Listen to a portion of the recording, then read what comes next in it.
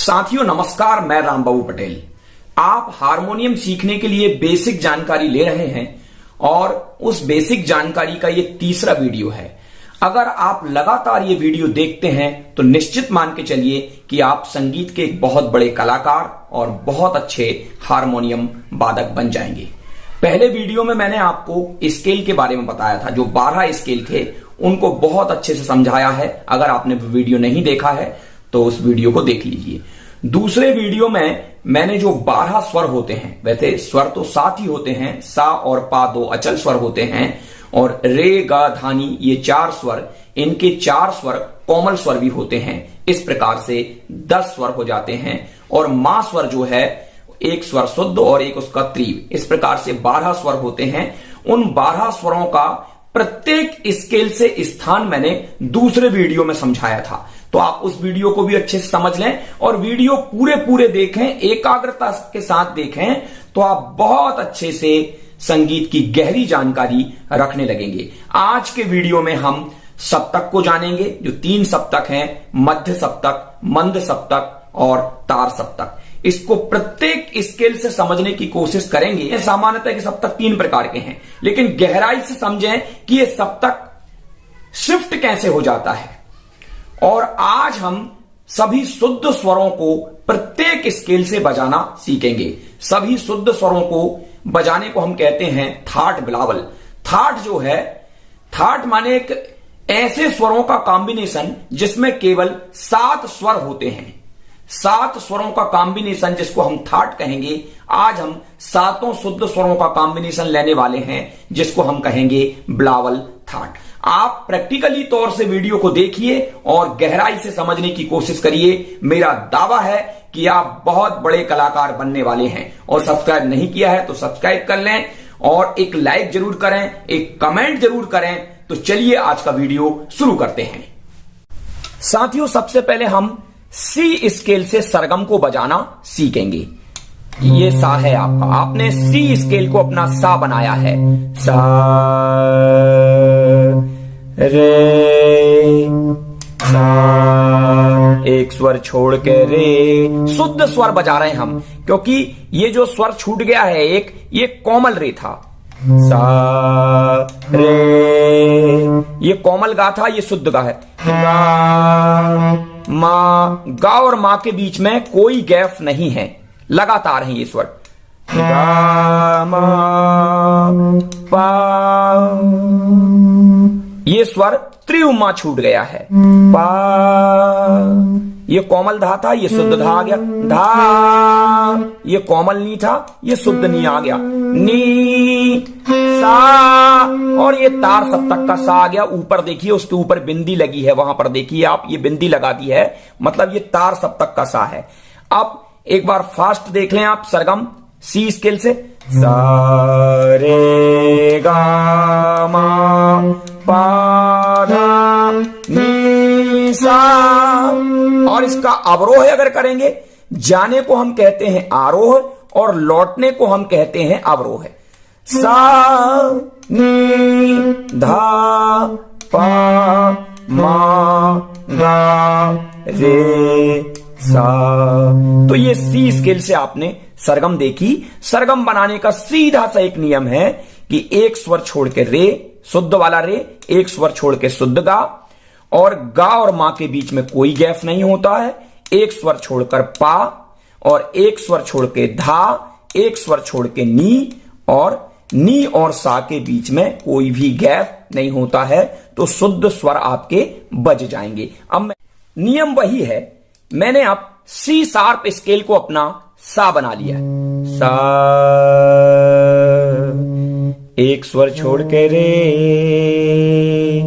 एक स्वर छोड़ के गा, गा और मा पास पास में, एक स्वर छोड़ के पा, एक स्वर छोड़ के धा, एक स्वर छोड़ के नी, और नी और सा पास पास में। इसका अवरोह है सा नी धा पा मा गा रे सा। एक बहुत जरूरी बात सामान्यतः सी स्केल से लेकर ये एफ स्केल तक ये पुरुष स्केल कहलाता है। मतलब ज्यादातर पुरुष इसी स्केल में गाते हैं। और यहां से एफ शार्प स्केल से बी स्केल तक जो है वो महिलाओं का स्केल कहा जाता है। तो इसको हम कभी विस्तृत रूप से समझेंगे। आप ये मान के चलें कि ये ऐसा है, सा रे गा मा, ये यहां तक पुरुष स्केल, सा रे गा मा। असल में पाधा नीसा भी सारे गामा ही है, सा रे गा मा। इसने वाद किया तो इसने संवाद किया, सा रे गा मा। ये बड़ा गहराई वाली चीज है, कभी वादी और संवादी पर जब आगे चर्चा होगी तब मैं इस विषय पर आपको बताऊंगा। अगर आपने डी स्केल को अपना सा बनाया है तब शुद्ध स्वर यानी सरगम कैसे बजेगी। सा, एक स्वर छोड़ के रे, एक स्वर छोड़ के गा, गा और मा पास पास में, एक स्वर छोड़ के पा, एक स्वर छोड़ के धा, एक स्वर छोड़ के नी, और नी और सा पास पास में, सा नी धा पा मा गा रे सा। डी शार्प स्केल से सरगम को देख लीजिए। ऊपर मैंने चार्ट को भी खिसका दिया, ये देखिए सा के नीचे साई दिख रहा है आपको। यानी एक नंबर की बटन अगर आपने डी शार्प को माना है, सा माना है, तो सरगम कैसे बजेगी। शुद्ध स्वर है ये, यानी बिलावल थाट है। सा, एक स्वर छोड़ के रे, एक स्वर छोड़ के गा, गा और मा पास पास में, एक स्वर छोड़ के पा, एक स्वर छोड़ के धा, एक स्वर छोड़ के नी, और नी और सा पास पास में, सा नी धा पा मा गा रे सा, सा रे गा मा पा धा नी सा, सा नी धा पा मा गा रे सा। अब ई स्केल से आप सरगम देख लीजिए। ई स्केल को मैंने सा बना दिया। सा, एक स्वर छोड़ के रे, एक स्वर छोड़ के गा, गा और मा पास पास में, एक स्वर छोड़ के पा, एक स्वर छोड़ के धा, एक स्वर छोड़ के नी, और नी और सा पास पास में, सा नी धा पा मा गा रे सा, सा रे गा मा पा धा नी सा, सा नी धा पा मा गा रे सा। एफ स्केल से शुद्ध स्वरों को बजाने के लिए ये आपने एफ स्केल को अपना सा बनाया। सा, एक स्वर छोड़ के रे, एक स्वर छोड़ के गा, गा और मा पास पास में। आप ऊपर भी देख लें, पूरा इंस्ट्रक्शन ऊपर दिया है, जो जो आप समझना चाहते हैं सब ऊपर है। सा रे गा मा पा, यानी मां से एक स्वर छोड़ के पा है, पा, एक स्वर छोड़ के धा, एक स्वर छोड़ के नी, और नी और सा पास पास में, सा नी धा पा मा गा रे सा। ये सब मैंने एफ शार्प स्केल को अपना सा बना दिया है। सा, एक स्वर छोड़ के रे, एक स्वर छोड़ के गा, और गा और मा पास पास में, एक स्वर छोड़ के पा, एक स्वर छोड़ के धा, और एक स्वर छोड़ के नी, और ए नी और सा पास पास में, सा नी धा पा मा गा रे सा, सा रे गा मा पा धा नी सा, सा नी धा पा मा गा रे सा। तो ये एफ शार्प स्केल से आपकी सरगम बन गई। जी स्केल से बनाना है तब भी वही नियम है, नियम वही का वही है, लेकिन आप बार बार इन स्वरों को सुन लीजिए तो कानों में आपके स्वर बैठ जाएंगे। सा, एक स्वर छोड़ के रे, एक स्वर छोड़ के गा, गा और मा पास पास में, एक स्वर छोड़ के पा, एक स्वर छोड़ के धा, एक स्वर छोड़ के नी, और नी और सा पास पास में, सा नी धा पा मा गा रे सा, सा रे गा मा पा धा नी सा, सा नी धा पा मा गा रे सा। देख लीजिए, सा, एक स्वर छोड़ के रे, एक स्वर छोड़ के गा, गा और मा पास पास में, एक स्वर छोड़ के पा, फिर एक स्वर छोड़ के धा और एक स्वर छोड़ के नी, और ये तार सप्तक का सा आ गया। सा नी धा पा मा गा रे सा रे गा मा पा धा नी सा नी धा पा मा गा रे सा। ए स्केल से बनाना हो, सा एक स्वर छोड़ के रे, एक स्वर छोड़ के गा और मा पास पास में, एक स्वर छोड़ के पा, एक स्वर छोड़ के धा, एक स्वर छोड़ के नी, और नी और सा पास पास में, सा नी धा पा मा गा रे सा रे गा मा पा धा नी सा नी धा पा मा गा रे सा। सामने आपको ए शार्प स्केल यानी 5वां काला दिखाई दे रहा है। यहां से सरगम कैसे बनेगी? सभी स्वर शुद्ध बज रहे हैं, इसलिए आप उनको देखेंगे गा और मा और नी और सा के बीच में कोई गैप नहीं है। बाकी सभी स्वरों के बीच में एक एक स्वर का गैप आता है। सा एक स्वर छोड़ के रे, एक स्वर छोड़ के गा, और गा और मा पास पास में, मा, और एक स्वर छोड़ के पा, एक स्वर छोड़ के धा, एक स्वर छोड़ के नी, और ये सा।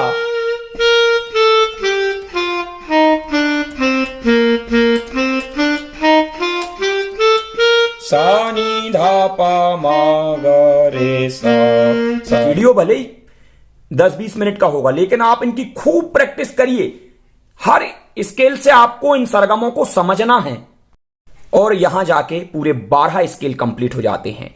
12 स्केल से आपको सभी स्केलों से शुद्ध स्वर बजाना सीखना है, यानी ये पहला थाट बिलावल थाट है। ऐसे आपको 10 थाट बताए जाएंगे, 10 थाट और 12 स्केल और 10 अलंकार मैं आपको बताऊंगा। इतना अगर आप कर लेते हैं तो हारमोनियम बजाना सीख जाएंगे, स्वर ज्ञान आपको हो जाएगा। तो यहां से सरगम कैसे बनेगी? सा एक स्वर छोड़ के रे, एक स्वर छोड़ के गा और मा पास पास में, एक स्वर छोड़ के पा, एक स्वर छोड़ के धा, एक स्वर छोड़ के नी, और नी और सा पास पास में, सा नी धा पा मा गा रे सा रे गा मा, नी सा नी धा पा मा गा रे सा। तो थोड़ा सा सप्तक भी आप समझ लीजिए, वो भी बहुत जरूरी चीज है, और उसी में आपको मैं स्वर लिपि बता दूंगा। सामने आप देख पा रहे होंगे, मैंने इस सी शार्प स्केल को अपना सा बना दिया। आप जिस स्वर को अपना सा बना लेंगे वो आपका मध्य सप्तक का सा हो जाएगा। मतलब ये अगर आपने सा बनाया है तो ये देखिए यहां से यहां तक मध्य सप्तक रहेगा। मैं इसके नीचे सा के नीचे इसको रख देता हूं। सा रे गा मा पा धा नी सा, और तार सप्तक के स्वरों के देखिए ऊपर बिंदी लगी है। सा रे के ऊपर देखिए एक बिंदु लगी है। गा बिंदी लगी है गा के ऊपर, यानी तार सप्तक का गा है ये। मा गा रे सा नी, अब ये मध्य सप्तक में आ गए। धा पा मा गा रे सा, और देखिए अब हम जा रहे हैं मंद सप्तक में। नी के नीचे देखिए एक बिंदी लगी है, मतलब ये मंद सप्तक का नी है। नी धा पा मा गा, देखिए आवाज मोटी होते जा रही है, तो ये मंद सप्तक में जा रहे हैं। गा रे सा रे गा मा पा धा नी, यहां तक मंद सप्तक, यहां से मध्य सप्तक। सा रे गा मा पा धा नी सा, और यहां से तार सप्तक शुरू हो जाएगा। तार सप्तक के स्वर में ऊपर बिंदी लगी रहेगी, और मंद सप्तक का जो स्वर रहेगा उसके नीचे बिंदी लगी रहेगी। अगर आप अपना सा बदल देते हैं तो आप का सप्तक भी चेंज हो जाएगा। देखिए, अगर आपने इस स्वर को सा बनाया तो यहां तक ये रहेगा आपका मध्य सप्तक सा, ये तार सप्तक का सा हो गया सा सा, और यहां तक आपका ये तार सप्तक रहेगा, ये तार सप्तक रहेगा, और ये आपका मध्य सप्तक रहेगा, और ये आपका मंद सप्तक रहेगा। लेकिन अगर आप और शिफ्ट कर देते हैं इसको, देखिए, अगर आपने इस स्वर को सा मान लिया तो ये देखिए, ये मध्य सप्तक रहेगा आपका सा सा, ये तार सप्तक का सा हो गया। यहां तक आपका मध्य सप्तक, और यहां से शुरू हो जाएगा तार सप्तक, वो रहेगा यहां तक, यहां तक ये तार सप्तक, तार मध्य और मंद सप्तक आपका यहां तक, वही स्वर ये नीचे आ गया मंद सप्तक। अगर आप और शिफ्ट कर देते हैं, मान लो इसको यहां ले आते हैं, तब आपका सप्तक फिर शिफ्ट हो गया। ये जो तीसरा काला फर्स्ट में था, ये तीसरा काला फर्स्ट में है, यहां से यहां तक आपका सा, सा, ये यहां तक मध्य सप्तक, और ये मध्य यहां जाके खत्म हो जाएगा, यहां से हो जाएगा तार शुरू, और यहां तक रहेगा ये तार सप्तक, ये तार सप्तक, ये मध्य सप्तक, और यहां से यहां तक ये मंद सप्तक। इसी प्रकार से आप देख लें कि आपके सा के शिफ्ट होने से आपका मध्य सप्तक दूसरा हो जाएगा, तार सप्तक भी आगे पीछे हो जाएगा, यानी ये सप्तक बदल जाएंगे। तो आप सप्तक को अच्छे से समझ लें। सप्तक 3 प्रकार के होते हैं, लेकिन ये कई लोग समझते हैं कि उन्होंने कहा हारमोनियम उनको दिखा दिया कि यहां से यहां तक ये मध्य सप्तक है, तो वो उसी को समझ लेते हैं, बाकी सप्तक आगे पीछे शिफ्ट होते रहता है। आपने जिस स्वर को अपना सा बना दिया वो आपका मध्य सप्तक का सा हो जाएगा। आप मेरी बात शायद समझ पा रहे होंगे। मान लो मैंने फिर से एक बार देख लें, अगर आपने इसको मान लिया सा, तो आपका सा ये कहां है, ये यहां तक है, तो ये मध्य सप्तक हो गया आपका। ये मध्य सप्तक यहां से शुरू हो रहा है, सा कहां तक रहेगा, सा, ये तार सप्तक का सा, और ये यहां जाके ये तार सप्तक यहां तक रहेगा, और इसके ऊपर अति तार रहेगा, यहां से अति तार, यहां तक तार सप्तक, और तार सप्तक के ऊपर बिंदी रहती है। मैं बार बार आपको बता दिया, तार सप्तक का स्वर जो पहचान में कब आ जाएगा कि ऊपर बिंदी लगी है, मतलब तार सप्तक का स्वर है, स्वर है। और मंद सप्तक को अगर आप देखेंगे, यहां से नीचे मंद सप्तक, ये कहां तक रहेगा, यहां तक ये मंद सप्तक, और मंद सप्तक के स्वर के नीचे बिंदी रहेगी। तो आपके सा बदलने से आपका सप्तक भी आगे पीछे को हो जाएगा। तो साथियों, सप्तक आप अगर समझ में ना आया हो तो बार बार वीडियो से देख के समझ लें, क्योंकि जितनी बार हम देखते हैं उतना अच्छे से हमको समझ में आता है। तो आगामी वीडियो में मैं आपको उंगली चालन सिखाऊंगा, क्योंकि उंगली चालन हारमोनियम में बहुत मेन है, और अलंकार कैसे बजाते हैं, अलंकारों का निर्माण कैसे करते हैं, 10 थाट भी हम पूरे सीखेंगे। अभी हमने केवल इसके पहले बिलावल थाट सीखा है। तो साथियों, फिर मिलेंगे अगले वीडियो में। कमेंट जरूर करें कहां आपको दिक्कत आ रही है, और लाइक जरूर एक कर दें जिससे वीडियो आगे बढ़ सके, और सब्सक्राइब जरूर कर लें चैनल को अगर आप हारमोनियम सीखना चाहते हैं तो। ठीक है साथियों, फिर मिलेंगे।